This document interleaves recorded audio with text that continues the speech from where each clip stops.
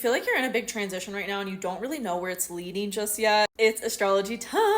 Let's look at the energy for the week ahead. We start the week off on Monday with the moon in Sagittarius harmonizing with Mercury and Leo before both change signs. This could bring about some emotional harmony with a conversation we need to have, or a boost of feeling more playful, more courageous, and brave within how we assert ourselves as well. Also on Monday, Saturn retrogrades back into Pisces, yay! But it will be challenging the moon in Sagittarius, which could bring about some emotional conflict between what you're pulled to in the moment and something you need to be disciplined with. Like if you know you need to be on your meditation, but you're so excited to do something in the day that you want to put it off, that's this energy. Don't put off your meditation or whatever spiritual practice you're learning to be disciplined with. Also this week, we have Mars and Libra starting to challenge Jupiter and Cancer. So there might be some conflict or challenges between what we're called to take action on right now and also what we need to expand in our lives in order to be moving in a new direction, as Jupiter is also harmonizing with the North Node this week and will be harmonizing with the upcoming full moon eclipse we have on Sunday. Let's not get ahead of ourselves because we still have a lot building up to the eclipse. Starting with Tuesday, the moon will be moving into Capricorn as Mercury moves into Virgo. They will harmonize with each other, again, kind of creating this opportunity for us to really speak our words, emotions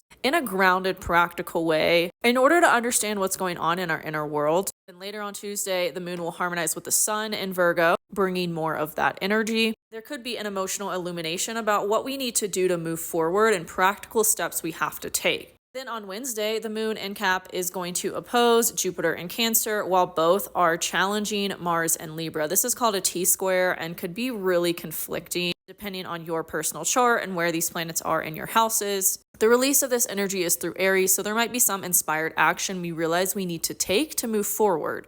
Also on this day, Mercury is challenging Uranus and Gemini, so there could be, again, something we want to change or innovate, but we don't quite have the answers yet, or we don't know how to communicate it. There's still this feeling of things aren't clear, even though we still are taking small steps towards the thing. Then as we get into Thursday, the moon moves into Aquarius and over Pluto, bringing about some sort of emotional transformation that has probably been building for the last few weeks. Also on this day, we have the exact square between Mars and Jupiter, but Jupiter is also harmonizing with the North Node. So there might be challenges around where we need to go or what we need to do, how we need to act, and a feeling of expansion. But there is harmony when we focus on what is going to expand us and feel good right now. Even if we don't have all the answers or clarity on how to act, we know where we're headed, and focusing more on that is going to bring about the harmony we need to move through these challenges and conflict, and maybe some indecisiveness. That amplifies on Friday as the moon in Aquarius is going to be opposite Venus and Leo,